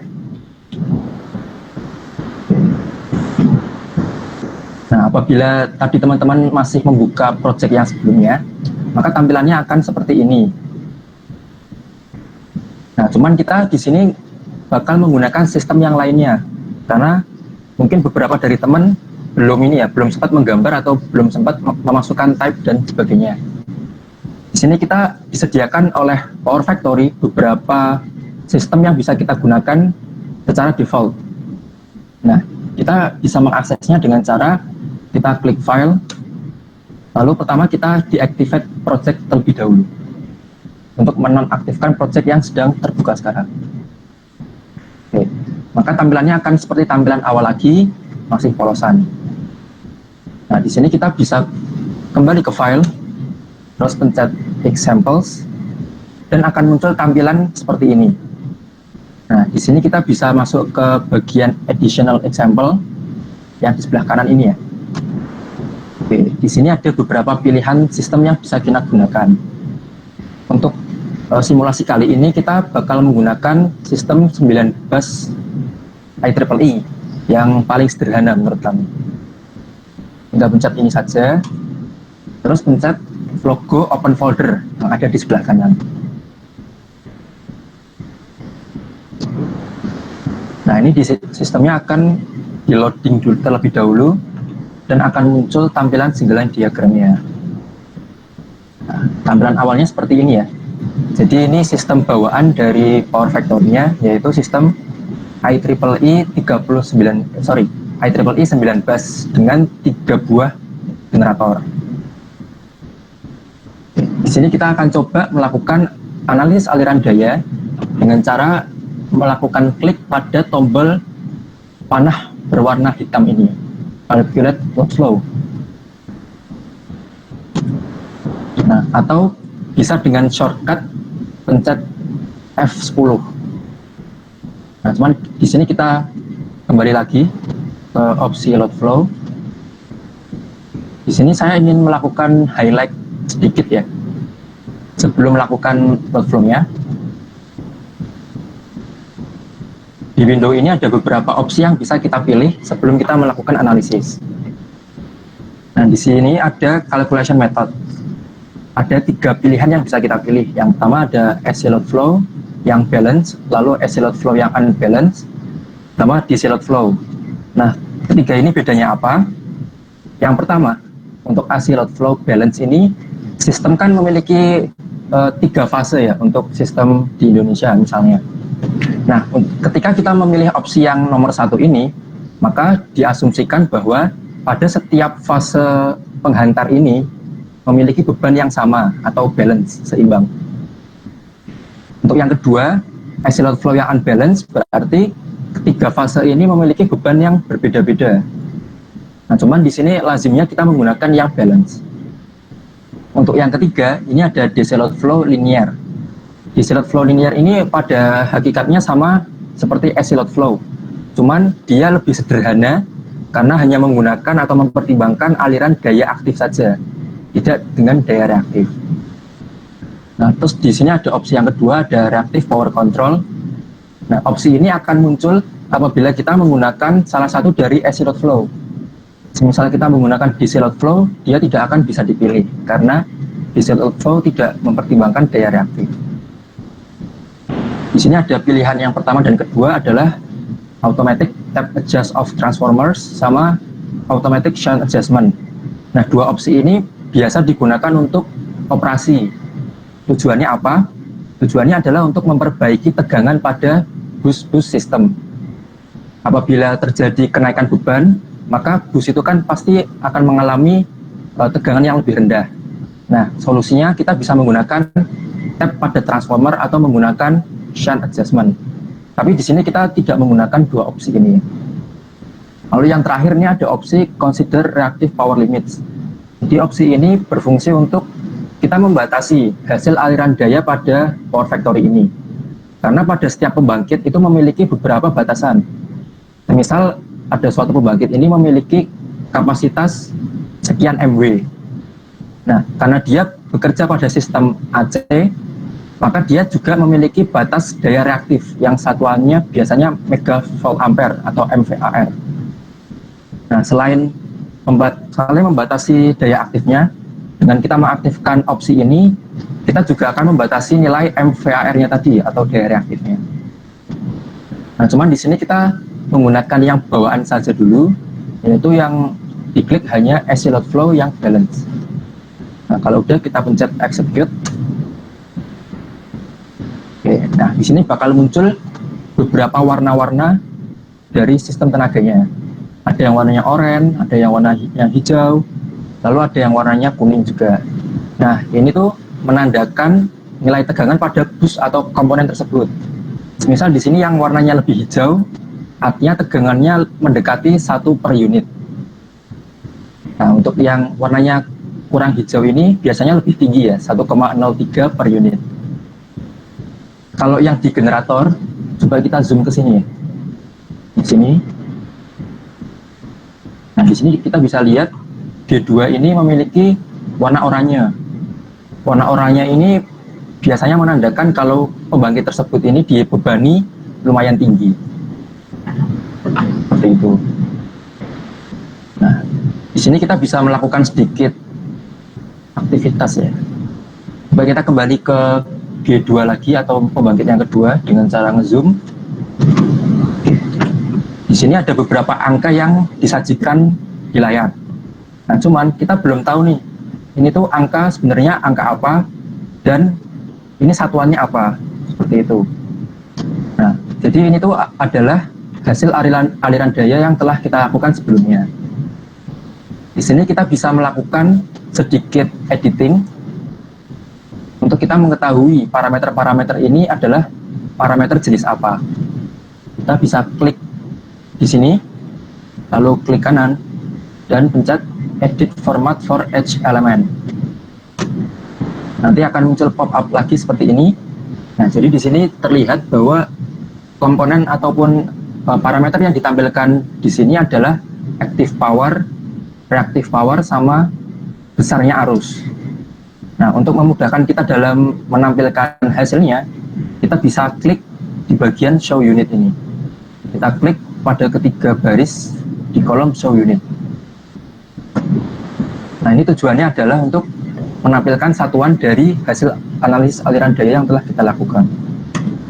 Nah, nanti otomatis di sini akan muncul 163 MW, artinya ini adalah daya aktif. Sedangkan untuk 6,6 mVAR adalah daya reaktif dan untuk yang kiloampere adalah arus. Seperti itu. Nah, di sini juga busnya juga belum tertampilkan nih. Ini 18,4, 1,02 dan 9,3 ini belum ada satuannya. Kita bisa ini ke edit format for nodes dan caranya sama, yaitu klik centang pada show unit. Jadi di sini ada tegangan dari line ke line, lalu ada tegangan dalam PU dan sudut tegangannya. Seperti itu. Kita kembali lagi ke sistemnya. Nah, untuk kita dapat melihat hasil analisis aliran daya ini secara lebih lengkap atau menggunakan tabel supaya lebih visual ya, kita bisa pergi ke tombol ini yang tombolnya bentuknya kacamata. Nah, kita bisa pilih beberapa komponen yang ada di sistem ini. Misal kita memilih di saluran ini yang bentuknya ini ya, garis melengkung, kita klik aja. Nah, ini bakal muncul beberapa parameter ataupun beberapa line yang sudah kita buat di sistemnya. Nah, untuk hasilnya sendiri kita bisa lihat di bagian bawah ini ada beberapa sheet, ada basic data, load flow, flexible data, dan sebagainya. Nah, untuk melihat hasil load flow-nya kita bisa pergi ke flexible data.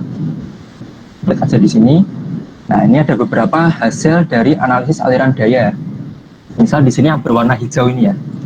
Ini ada tegangan dalam magnitudenya, lalu dalam PU, lalu ada loading juga, lalu ada kapasitas atau kapasitas loading mVAR-nya. Sebenarnya selain data-data ini, kita juga bisa menampilkan data-data yang lainnya. Semisal kita pengen melihat rugi-rugi daya pada saluran tersebut. Nah, Caranya kita bisa pergi ke opsi ini yang bentuknya kacamata dan panah berwarna biru, namanya Define Flexible Data. Kita klik aja di sini. Nah, ini ada beberapa parameter yang bisa kita pilih untuk ditampilkan di hasil ataupun tabel yang sudah kita lihat tadi. Misal di sini kita pengen lihat rugi-rugi daya.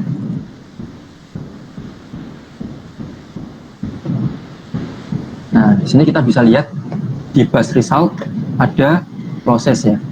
Losses, ada losses reactive power dan banyak lagi. Misal kita pilih yang ini, loss paid down bus 1.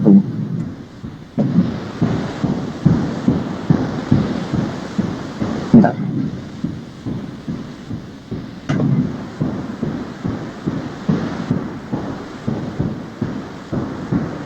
Oh, mohon maaf. Ini ternyata untuk lossesnya ada di opsi ini ya. Di load flow, lalu yang bagian paling atas, current voltage and power. Kita bisa drag sampai bawah. Ini ada beberapa pilihan. Nah, kita pilih lossesnya ini, losses total. Yang ini. Kita klik, lalu klik OK. Nah, di sini otomatis akan tertampil dari lossesnya masing-masing saluran yang telah kita bikin. Seperti itu. Lalu apabila kita pengen lihat hasil seluruhnya dari analisis aliran daya ini, kita bisa pergi ke opsi yang ini, namanya Output Calculation Analysis, yang simbolnya kertas dan kacamata, yang sebelah kiri. Kita bisa klik di sini. Oke, di sini ada beberapa opsi yang bisa kita pilih. Di sini ada dua ya, Grid Summary, Complete System Report. Nah, misal kita pengen melihat summary-nya saja atau ringkasan dari analisis aliran dayanya, kita bisa pilih yang Grid Summary. Tapi kalau kita pengen melihat yang hasil lengkapnya, kita bisa pilih yang Complete System Report. Di sini saya coba akan contohkan yang Grid Summary saja ya. Kita klik Execute. Nah, mungkin dari tampilan ini belum muncul sesuatu ya, belum muncul apa-apa. Nah, kita bisa klik tombol ini. Di sebelah kirinya panah berwarna hijau, ada tombol Maximize Output Window. Kita klik ini, maka output window-nya akan lebih besar daripada graphical window-nya. Nah, di sini ada beberapa informasi yang bisa kita cermati. Misal di sini yang paling atasnya ada generation atau pembangkitan. Lalu ada beban, lalu ada grid losses. Nah, tadi kan salah satu tujuan aliran daya adalah mengetahui losses. Nah, dari grid summary ini kita bisa melihat losses dari sistem secara total. Itu. Di sini juga ada install capacity, spinning reserve, dan beberapa parameter operasi yang lainnya. Oke. Nah, mungkin untuk aliran daya cuma sampai situ aja.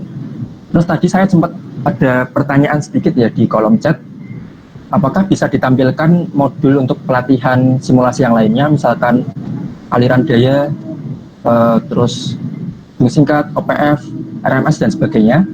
Ini ada salah satu shortcut yang bisa kita gunakan. Nah, dari Power Factory yang terbuka ini kita bisa pencet F1. Nah, jadi F1 ini adalah tombol yang digunakan untuk membuka panduan dari Power Factory-nya langsung. Nah, jadi setelah kita memencet F1, kita bakal disuguhi PDF seperti ini, yaitu Power Factory User Manual. Di sini kita bisa mengeksplor sendiri ya, kita butuhnya itu analisis apa, dan kita bisa pelajari secara mandiri di sini. Misal di sini ada load flow, lalu ada short circuit, stabilitas, OPF, dan lain-lainnya. Seperti itu. Oke, mungkin untuk yang aliran daya sampai sini aja. Kalau ada pertanyaan bisa lewat kolom chat ya. Ini saya kembalikan ke moderator. Silakan Mas Bagas. Ya baik, terima kasih buat Mas Chandra. Buat teman-teman semuanya, ini untuk daftar hadir atau link untuk sertifikatnya bisa dicek di kolom chat ya, bagi yang ingin mendapatkan sertifikat seperti itu. Nanti silahkan diisi, nanti akan dikirim ke seperti seperti itu. Nah ini atau bisa di scan barcode yang udah disediain sama panitia seperti itu. Nah tadi kalau nggak ada saya bertanya dulu buat Mas Chandra. Mas tadi kan untuk, kalau saya nggak salah ya, tadi soalnya saya juga sambil ngeliatin chat, kalau saya nggak miss, tadi kan udah dikasih contoh ya untuk apa namanya, untuk cloud flow-nya. Nah kalau yang untuk optimal power flow-nya itu atau tadi udah dicontohin belum sih, belum ya? Oke, tadi belum ya sepertinya untuk OPF. Nah, tapi panjang lagi nggak maksudnya? Oh lumayan sih mas. Oh, ya udah kalau gitu nanti di, Kayak penjelasan singkatnya aja ya. ya. Nah, jadi OPF itu adalah kepanjangan dari Optimal Power Flow. Nah, Optimal Power Flow ini agak sedikit berbeda dengan Power Flow yang telah kita lakukan sebelumnya. Nah, di Power Factory ini ada salah satu fitur yang namanya OPF itu digunakan untuk melakukan load flow, cuman dengan mempertimbangkan beberapa batasan. Nah, misal kita di situ melakukan setting batasan tegangan ataupun batasan daya reaktif. Nah, selain itu, optimal power flow ini juga memerlukan satu input yang namanya input ekonomik. Nah, jadi kan namanya optimal power flow. Jadi, load flow-nya itu harus optimal dilihat dari sisi teknis maupun dari sisi ekonomi. Seperti itu. Jadi, load flow yang telah dilakukan oleh OPF tadi, hasilnya yang paling optimal dari sisi biaya sekaligus tidak melanggar batasan-batasan seperti tegangan ataupun daya reaktif. Seperti itu, Mas. Mungkin kalau sedikit penjelasan, oh ini ada yang bertanya dulu nih, Mas Chandra. Sekarang nanti saya pengen share contoh dari optimal power flow. Selain simulasi yang ada di Dixelan sendiri, ada lagi nggak yang nggak selain simulasi yang ada di Dixelan-nya sendiri, ada lagi nggak? Oh nggak, maksudnya selain simulasi yang ada di Dixelan-nya sendiri, ada lagi nggak? Mungkin Mas Dika bisa lebih dijabarin lagi Mas pertanyaannya. Sambil nunggu, coba lihat. Untuk kalau ada yang lain yang ingin bertanya silahkan ya. Nah ini saya ada contoh dari OPF buat teman-teman yang bertanya. Ini ada contoh hasil dari OPF. Ini yang bertanya terkait OPF. Mungkin perbedaan simpelnya seperti ini ya Mas ya. Ini yang bagian kiri ini sebelum OPF, kelihatan nggak sih?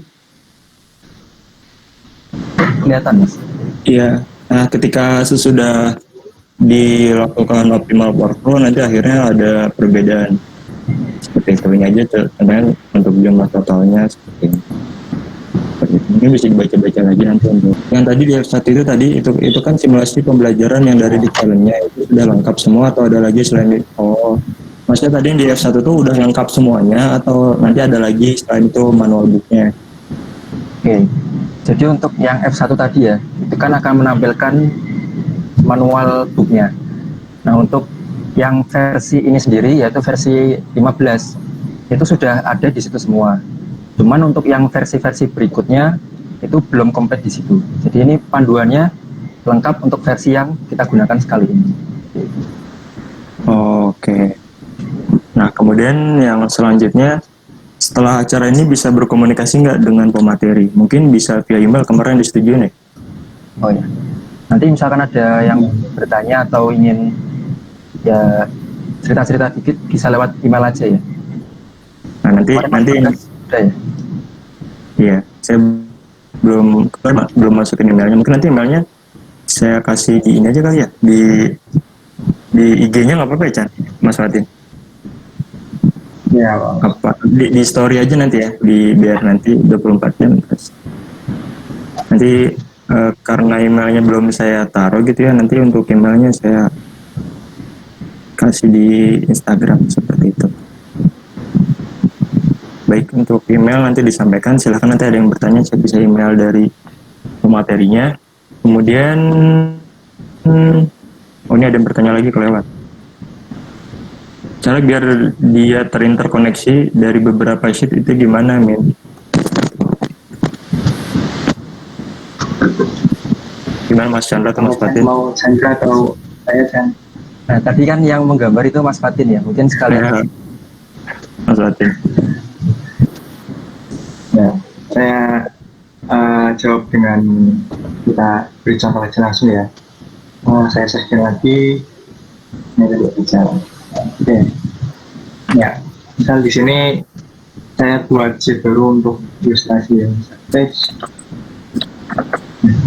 9 grafik. Sekian. Ya.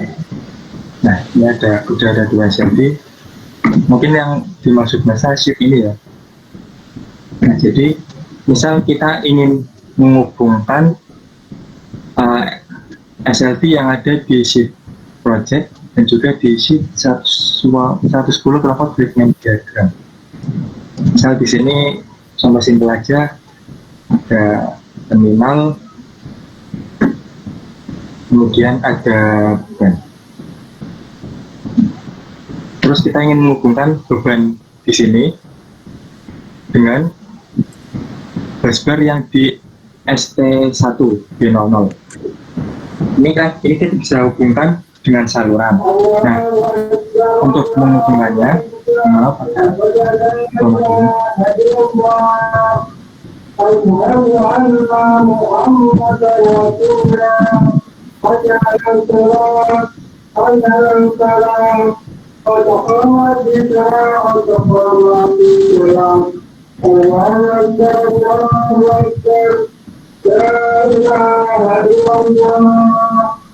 ya, jadi untuk menghubungannya ini kita copy dulu yang misal yang ini ST1B00 di kanan, copy, kemudian kita ke data project. Nah, di sini untuk paste-nya ini jangan pakai Ctrl V, tapi kita pakai klik kanan, kemudian paste graphic only. Jadi bedanya paste biasa dengan yang graphic only, kalau graphic only dia hanya akan menempel apa ya, kayak grafiknya aja, tidak dengan data-datanya. Jadi ada 2 grafik tapi masih 1 data. Kalau paste biasa dia akan bikin numpuk 2 busbar yang baru. Jadi misal yang ST1B00 nanti kalau pakai paste biasa dia akan copy misal ST1B00 salin atau 1, jadi kayak beda bus gitulah. Kalau pakai paste graphic only dia masih sama ST1B00, cuman letaknya itu di beda sheet gitu. Kita panggil lagi ke kanan, copy, ini paste graphic only. Nah, terus misal kita hubungkan dengan saluran gitu. Ini dari sini, oke, ke sini. Nah, ini secara tidak langsung ini beban yang ada di sini akan terhubung ke ST10B00. Gitu Mas. Sip. Nah, tadi mungkin ini pertanyaan dari Chris Lord ini ya. Ya, ini maksudnya dari beberapa project. Mungkin dari beberapa project terus dijadikan satu gitu, mungkin pertanyaannya. Iya, maksudnya dari beberapa project. Nah, mungkin nggak sih Mas Fatin kalau misalnya dari beberapa project di challenge itu nanti terus dijadikan satu gitu? Kalau sepengalaman saya sih itu sebenarnya harus manual gitu. Jadi kayak kita menggabungkan project-project itu. Emang harus di satu project nanti kayak di beda substansi. Tapi memang bisa diakali jadi dengan bisa pemrograman Python. Jadi kita nanti manggil hasil dari sini, terus 2 project yang terpisah, ditaran lagi, nanti disambungkan sama-sama gitu. Ini agak Jadi diakali dengan apa? Pemrograman Python? mungkin bisa pemrograman gitu maksudnya. Oh bisa. Bisa. Ya. Ini kebetulan ada di kampus kami ini sebenarnya ada topik skripsi yang mengerjakan itu mas, kayak parallel computing di desain. Jadi ada beberapa desain, nanti dia ngambil dari desain di sini di komputer berbeda, nanti jadi satu. Oh, tapi kalau Mas Fatin sendiri berarti untuk tugas akhirnya tadi Profactory tapi menggunakan pemrograman Python juga gitu? Oh, iya mas. Ya kalau di deskripsinya saya itu hanya untuk otomasinya aja gitu. Jadi otomatis mengganti parameter gitu. Oh, Atau skenario satu parameternya ini, skenario dua parameternya ini. Jadi nggak ngeklik parameter satu-satu gitu. oke, sip, sip. Tinggal lagi. Mas ada link downloadnya? Ada link downloadnya untuk materinya tadi udah di-share ya di atas. Coba nanti di-share lagi di bawah. Terus selanjutnya, kalau untuk analisa short circuit dari pembangkit sampai ke beban bisa nggak buat singlean diagram aja? Maksudnya minta tolong gitu? Atau ini maksudnya nanya bisa gitu ya? Cuma kalau misalnya dicontohkan kayaknya agak panjang lagi, mungkin nanti kalau memang ada di sesi berbeda seperti itu ya. Karena untuk simulasi short circuit itu agak panjang lagi ya Mas ya.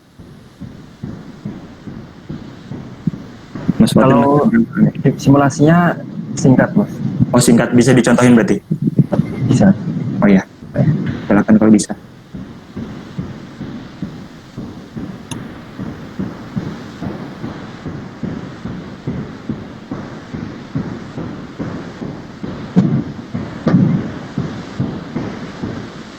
Nah, untuk yang opsi analisis hubung singkat, kita bisa pakai opsi yang ini. Jadi di sebelahnya load flow, ini ada tombol calculate source circuit.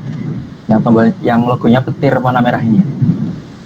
Nah, di sini kita diminta untuk memberikan input beberapa parameter. Misal ada metodenya, lalu volt type-nya, apakah dia itu 3-phase short circuit atau satu fase ke netral ataupun sebagainya.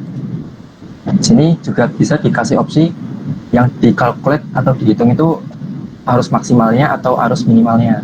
Nah, cuman di sini secara default kita pakai yang maksimal aja. Terus untuk yang metodenya kita coba pilih yang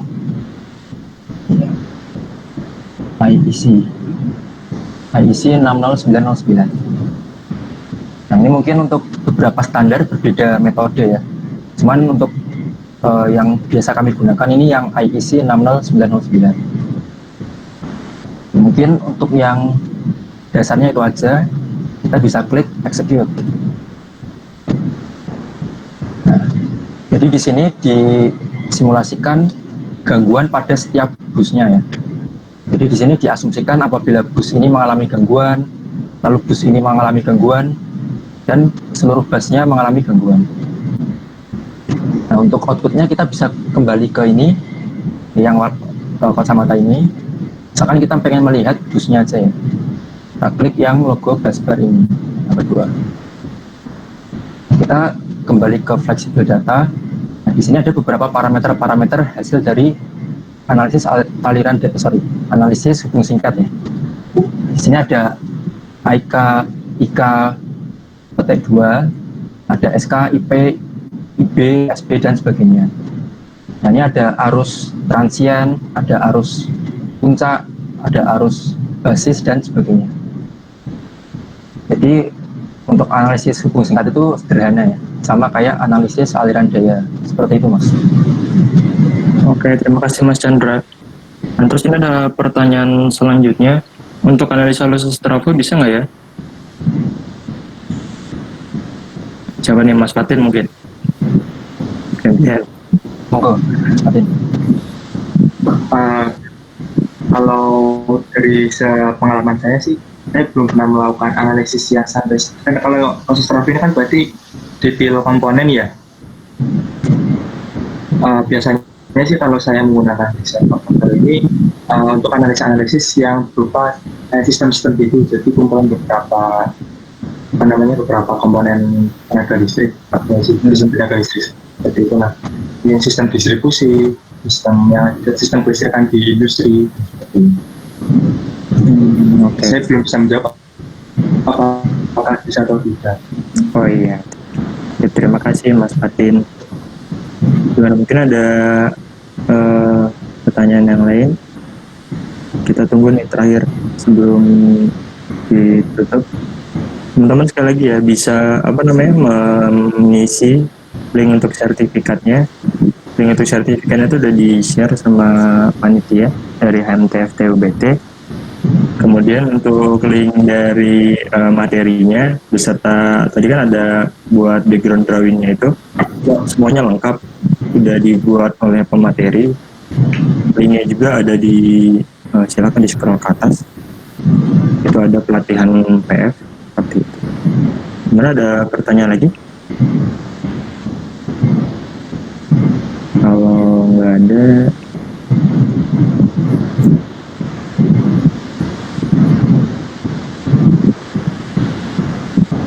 nggak ada ya. Soalnya tadi ketika udah pindah baru ada yang nanya, nanti kata udah ketutup, ada yang mau tanya lagi. Ini ada lagi. Untuk GI, untuk Gardu Induk, aplikasi Dixel ini apakah bisa digunakan? Ya, mau Mas Fatin atau Mas Chandra? Maksudnya untuk simulasi di Gardu Induk mungkin ya? Ini secara umum bisa, Mas. Jadi kan kalau gardu itu kan komponennya biasanya bus, lalu ada trafo sama beban. Nah, karena di Power Factory ini tadi kita sudah sempat melakukan aliran daya ya. Seperti yang tadi digambarkan Mas Fatin kan, itu digambarkan beberapa gardu induk sama ada grid PLN atau grid utility. Nah, jadi mungkin untuk analisis gardu induk yang menurut saya itu aliran daya itu bisa digunakan. Nah, mungkin Mas Fatin ada pendapat lain? Ya mungkin ingin menambahkan saja, jadi memang kalau desain ini untuk memodelkan gardu ini sendiri menurut saya lebih powerful dibandingkan aplikasi jenis yang telah disebutkan di section pertama tadi. Jadi kalau di desain ini memodelkannya memang benar-benar seperti substation. Jadi misal saya insert screen lagi,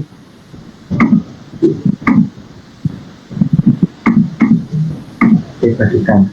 Nah, di sini kan ini yang saya kotak-kotak ini dia adalah representasi dari substation atau gardu induk.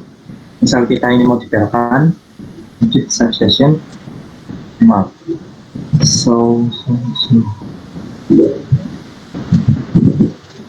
detail graphic of substation. Nah, di sini itu sebenarnya untuk detailnya dia terdiri dari beberapa komponen. Yang pertama komponen bus, biasanya di gardu itu disebutnya rel gitu ya. Terus ini ada GB dari DS. Nah, ini open, ini close, ini open. Terus di sini juga ada dari masing-masing komponen dia dipisahkan oleh GB juga. GB, nah ini. Terus ini LS, disconnector.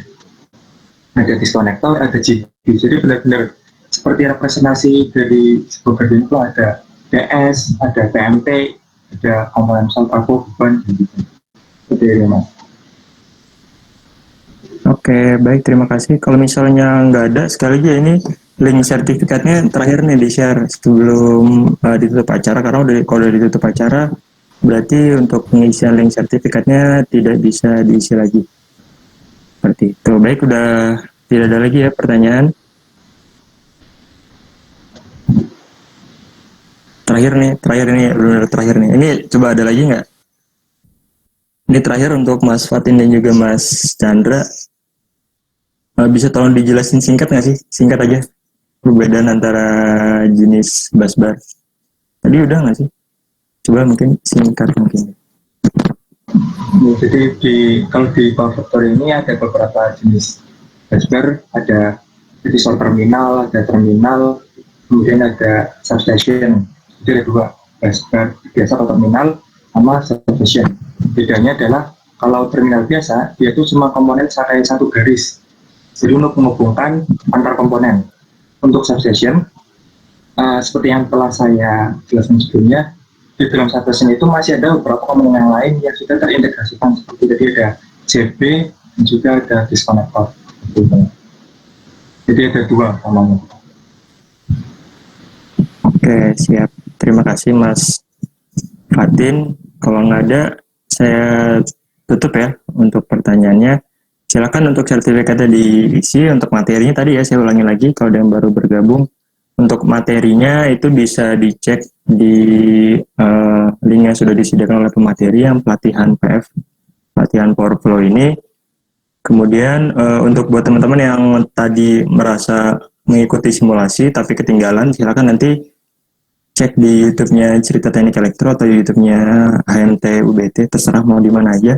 Karena sebenarnya media YouTube itu ditunjukkan untuk buat penyimpanan rekaman sebenarnya, yang ditunjukin untuk upload konten atau gimana, enggak sih, cuma buat penyimpanan dari rekaman-rekaman acara yang sudah berlangsung aja kayak gitu.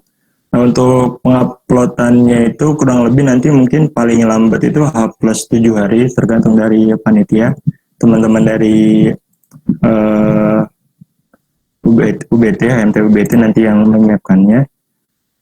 Kemudian mungkin seperti itu aja. Nanti kalau misalnya ada yang ingin ditanyakan, silakan bisa DM untuk teknis ya. Kalau untuk materi silakan bisa email. Nanti email kami share di story mungkin untuk linknya, untuk email dari pematerinya. Seperti itu. Mungkin terima kasih buat Mas Fatin dan juga Mas Chandra. Sekali lagi Mas, kami doakan semoga Mas berdua nih sukses selalu dan dimudahkan urusannya. Amin Mas. Terima kasih Mas, sama-sama. Ya, amin. Nah, kemudian terima kasih juga kepada teman-teman dari Himpunan Mahasiswa Teknik Elektro UBT, ada ketua dari HMT-nya, ada Mas Rusli, kemudian ada ketua prodinya juga yang menyetujui acara ini, Ibu Rika Wahyuni, STMT, kemudian juga ada panitia di balik layar yang habis disebutin satu-satu. Terima kasih saya ucapkan. Kemudian apabila dari acara ini ada yang kurang seperti itu, saya mewakili teman-teman yang lain memohon maaf. Apabila ada kata-kata yang salah, kami juga memohon maaf. Terima kasih buat teman-teman semua yang sudah ikut berpartisipasi. Silakan diisi file sertifikatnya. Terima kasih. Assalamualaikum warahmatullahi wabarakatuh. Selamat siang.